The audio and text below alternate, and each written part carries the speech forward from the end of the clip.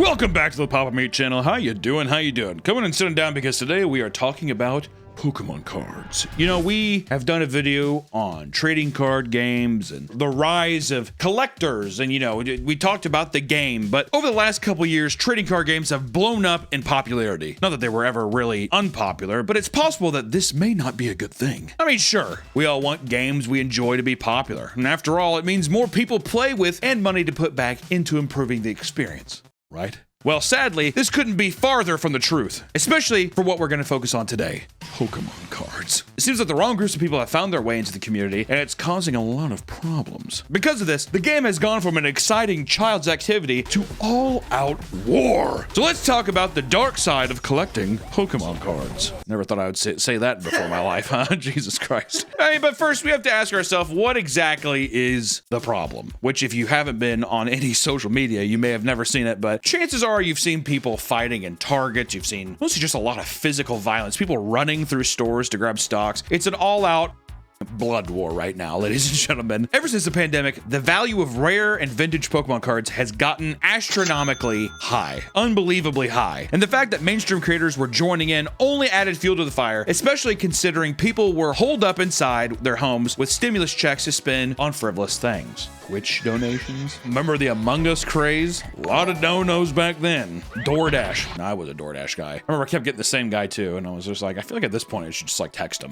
Just be like, dude, just give me your number. This essentially turned the card into stock investments. And with this became the rapid growth of Pokemon scalpers, people who buy products with the explicit goal of selling them on secondary markets for a higher price. This can make enjoying the hobby difficult for a player who just wants to play the game. Not only does it now become more difficult to buy new packs and box sets, but some become desperate enough to buy it for raised price online because they become unavailable, thus justifying scalpers to continue scalping. An evil system. You go through, you see people dead sprinting through Target, all the stocks is out just because people are hoarding Pokemon cards like fucking gold, and then they raise the prices. There's probably a studio apartment in Burbank, California just stacked with Pokemon cards just because that's the guy scalping cards online, dude. It disgusts me. Even recently, LEGO announced that official Pokemon sets are coming in 2026, and people are already speculating that it'll be an absolute bloodbath to acquire them in stores. And people seem to forget that these products have a massive child audience. If adults can't get their hands on these products, what chance do the children have? Think of the children. Who gives a if the child can't have it, dude? You know, I say good. If anything, if a child can't get it, they're like, yeah, I was going to get into it, but every adult around me was buying them, so I thought, this is cringe, and I didn't get it. That's what I think. It's a millennials game. Come on. Yeah, exactly. You don't even know who the that is, dude. But especially when scalpers are programming bots to buy new products online seconds after they drop. It's like a streetwear scalpers or something like that, you know? I did that with Magic cards on eBay. Did you? I had a little scalping bot, yeah. Did it work well? I bought like Shocklands for pretty cheap. Nice. This animosity towards Pokemon scalpers is starting to reach new heights, and many fear that the hoops people must jump through to get their hands on new cards is deferring potential players from joining the TCG community. Trading card game. In case someone's like, what is that, Hunter? And if you want to know how bad things have gotten, look no further than the 2025 Costco wars. Costco recently began selling Pokemon cards at marked down price, and early on, things turned into an absolute shit show. In a recent viral clip, you can see a horde of people lined up behind a pallet of boxes for 151 Blooming Waters premium collection packs. What? This box set contains various packs with the original 151 Pokemon, which are very high quality and valuable. Costco had to know that this was going to be a bloodbath, dude. I think the CEO was just like, good. Yes, rats in a maze. As soon as the pallet jack is pulled out by a Costco employee, the organized line quickly turns into an all-out frenzy as people grab multiple boxes and stuff them into their carts. Some customers are pushed to the floor as passing customers lunge at them to grab boxes out of their hands. It's like the scene in Jingle All the Way. Also, you know, it's performative to bring it out on a pallet jack. Here I go. I hope nobody grabs it. Why make such a spectacle of it? Costco runs on a schedule. It's got to be 2 p.m. That's when the new trading card product goes out, okay? In another video, you can see an older man wrap himself around another customer to wrestle a box out of his hands, only to be violently elbowed in the face, but somehow the man still continues holding on for dear life. He's like, no! Imagine getting your face caved in. You're just like, Jar Jar. Charizard, help me now! Eventually, police had to be called to break up the giant brawl that ensued, but no arrests were made. Everyone's just like, To the victor goes the spoils, right, boys? look at all these dogs with their tails tucked between their legs. Go on home, boys. This one's for me. But because of these encounters going viral online, Costco acted quickly by enforcing a purchase limit of 2 boxes per customer. Cowards. They also started having employees and security nearby the products at all times to stop people from going crazy. I like how there has to be a guy with like a baton. He's just like, don't make me do this. Like threatening violence to a person. Hey, it's 2! It's like a little kid has 3 boxes. It's 2. Put it back. It got so bad that Costco employees were tasked with preloading shopping carts with the highest limit box sets allowed for purchase in order to prevent customers from throwing hands. There's like, it's already in there. Just walk to the checkout. Just take it and walk. The value you're getting on these boxes, it cannot be worth it. It cannot be worth it to have that much civil unrest. What are the Japanese doing to prevent this? All right. All these are American solutions. What are the Japanese doing to fix this? I mean, regardless of what rules are put into place, people are still getting in fights all around the world over their precious Pokemon cards. And this wasn't the first time that stores had to enforce new rules to prevent people from getting hurt by trading cards. It happened back in 2021 when Target had to temporarily put a stop to selling of trading cards after an intense fight broke out in the parking lot in Wisconsin. I don't know why. Almost every unruly video, it's always in a Target, which points Walmart. Even Walmart, they're just like, there's a whole other breed of thing going on here. It's like watching Dumbledore drink that thing. He's like, oh. He's like, no, I don't want you. That's what it's like having a Walmart be like, come here, buy these cards. Actually, I think Walmart stopped doing it too, though, because of the same reason. A lot of shoplifting. People at Walmart are like, oh, I don't care, just take it. What is it? I think the only thing they care about is guns and liquor. You put the captain back. You can take the Pokemon, I don't know what the hell that Japanese shit is, take it. I will say that became a thing too. I remember in the past, people would like lift up Walmart shelves because stuff had fallen back behind it. So it's just like in dust and dead debris and bugs. I'm like, oh, cool. It's like a set that came out 6 years ago or something. One man purchased some cards only to be jumped by 4 other people that wanted to steal them from him. The man was assaulted by an entire group until he pulled out a gun, at which they fled the scene. The man who assaulted him were found and arrested on charges of battery, disorderly conduct, and strangulation. I got that's not a part of like the battery assault or anything. It's just like, and you choked him. What the hell is this? I also love the signs that they put up. Yeah, sorry, because the world, everyone are apes in the world, we can't give you Japanese trading cards. Sorry about that. And during that same year, Walmart encountered the same problem. Because of fights breaking out between customers, they had to post signs announcing that they would be suspended due to,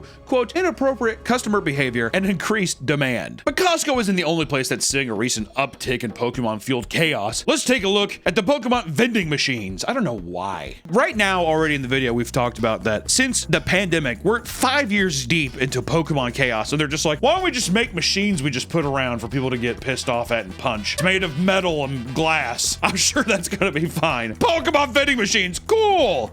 But look at them, they're cute. Oh my god, it is kawaii. Did Ash Ketchum or Professor Oak help design this? Misty didn't do shit. Or that creep Brock. Closing his eyes, he's like, I see you. Hello, princess. Stores around the world have started installing vending machines that exclusively sell Pokemon packs, elite trainer boxes, sets, and more. If that means anything to you.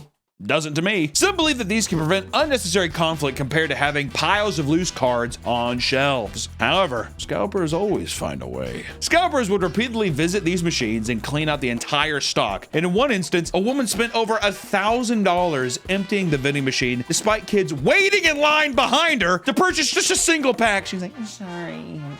And the problem was so bad that it eventually became acceptable to film and shame people for doing this, which I do think that's nice. If you see somebody unloading an entire vending machine, because also even if it was food, I would do the same thing. I'd be like, are you kidding me? This is crazy. Anybody unloading a vending machine, I'm like, really? And of course, what would a Pokemon restock be without 2 adults getting into a heated altercation? In the San Francisco Bay Area, a man had been sitting in his car all morning till the 10 a.m. restock of the Pokemon vending machine in his local grocery store. When he entered the store, he saw that someone was already using the machine. And by God, this angered him. Angered by this, he starts yelling about him waiting in his car was the same as him waiting in line. That doesn't make sense. I was outside, dude. He then pushes the man out of the way before proceeding to sprawl his arms and legs out to stop him from buying anything else. It is easily, I think, a great contender for cringe clip of the year, which I do think that we should maybe start cataloging. Cringe clip nominee of the year. And the cringiest clip goes to man sprawling out over Pokemon vending machine. Just want to put this out there that the aggressor here is an Eagles fan. Philadelphia Eagles.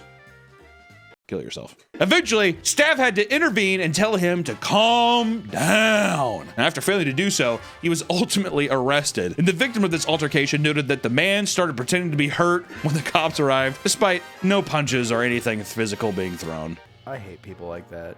Well, I love it when it's old women. My favorite thing when they're like, ow, ow! And it's on camera, they're like, what are you doing? You hit me! You talking about that style? It's like my favorite. If I was an old cranky bitch, I'd do the exact same thing. I'd be like, ah, you hit my head, I'm bleeding! Well, no matter what wrongs me, it could be something super small. I'm dropping to the ground. I'm telling everybody that you hit me. That's what I'm doing. I might even start just incorporating that into my own life. But as confrontations like this keep happening more and more frequently, these stores were also pushed to enforce purchase limits on these vending machines. Not only is loitering no longer allowed near these machines, but machines began putting pauses on purchasing their available inventory throughout the day to push scalpers to get impatient and give up. The guy who's sitting out in his car for 7 hours, you think he's not gonna just be like, oh wait.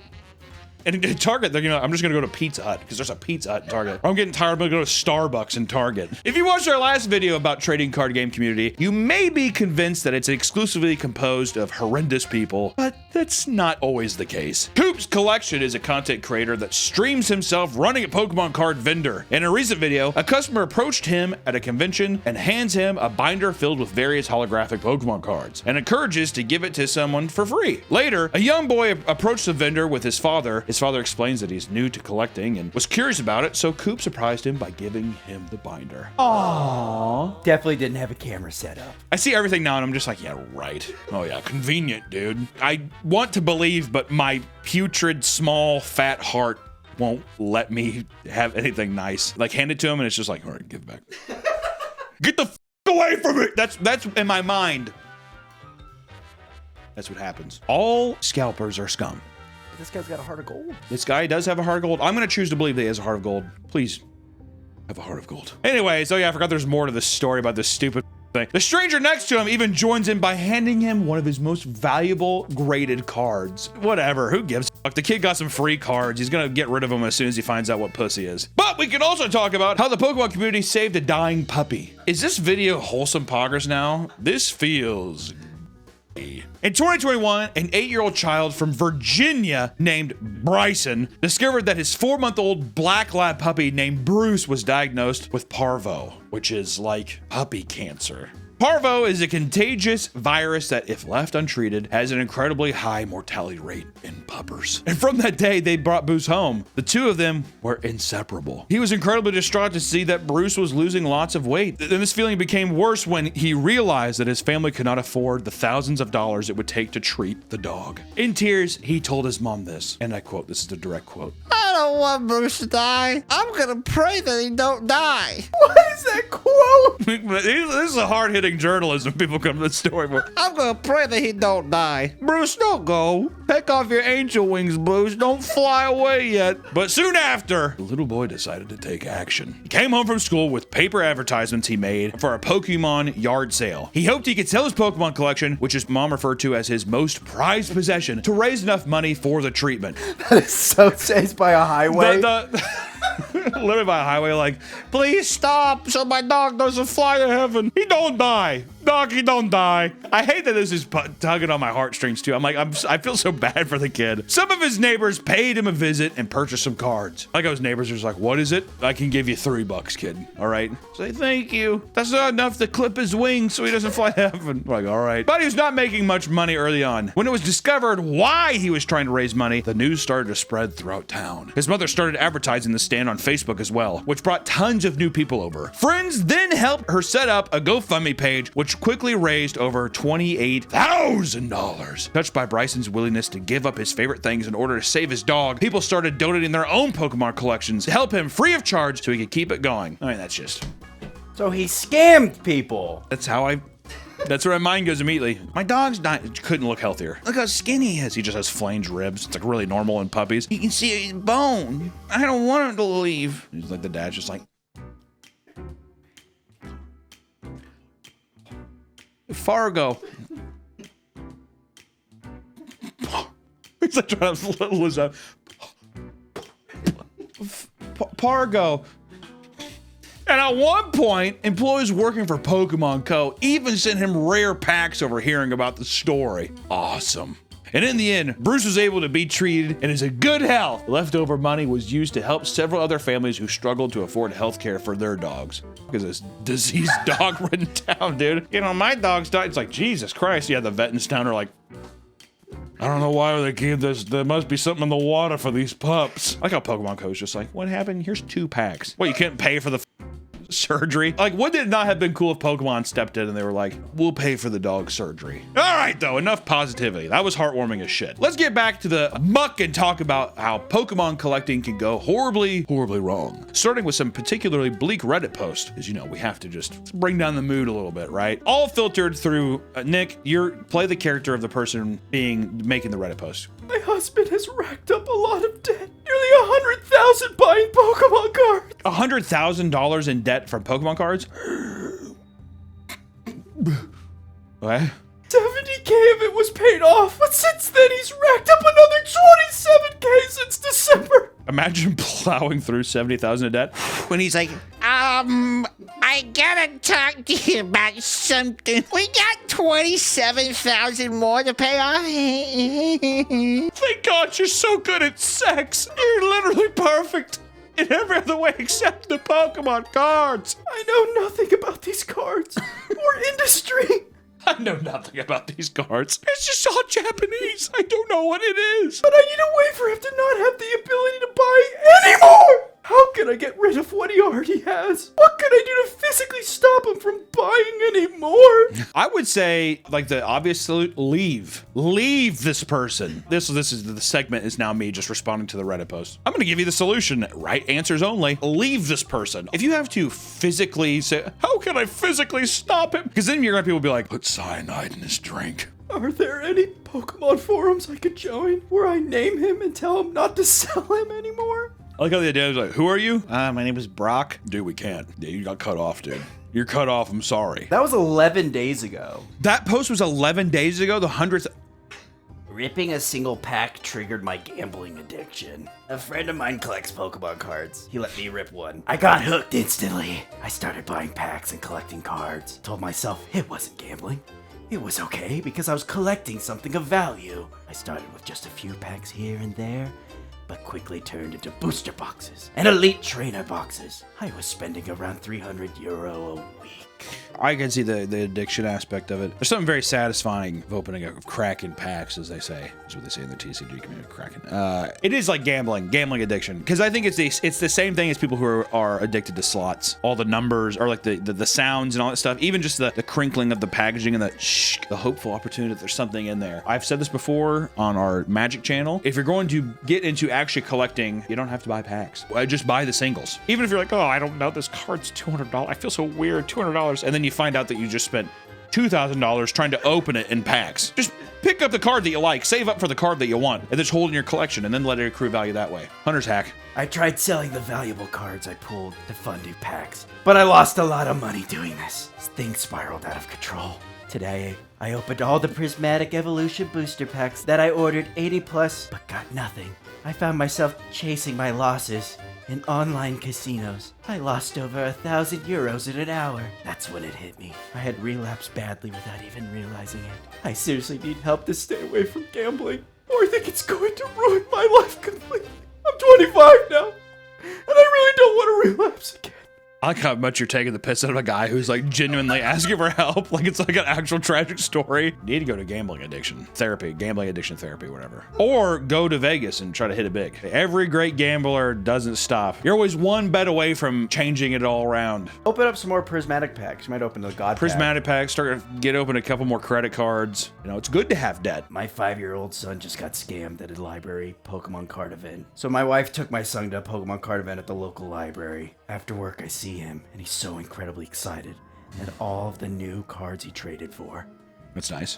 My heart sank when I saw Rainbow Charizard and Gold Ho-Hos. They were all fake. They were all fake! Son, you got fleeced! The older kids completely cleaned him out. He had like 30 EX or VV star cards. and they're all gone, replaced by a bunch of fakes. It's not even about the money. They were the very first cards that we pulled together. Oh, that's a sad way to end it. You know what, dude? These are the learning moments, dude. In life, you get burned. That happened with me with Yu-Gi-Oh! Oh, definitely. Same. Yeah, the amount of fake Yu-Gi-Oh cards I didn't give a shit, though. I was like, sick. Like, I don't think I really understood. I'm like, this is worth money. I think I was just more like, yeah, Obelisk the Tormentor. I got the it's a raw Slifer, my boy Obelisk. You're just like, all right, sleeve him up. I remember one time I think I cried in school trying to trade with a guy. And he's like, all your stuff is fake. I'm like, no, I want this Buster Blader. All right, who wouldn't want that? I cried. I was like, please. I was young. I was like 17, 18. So I was a bit.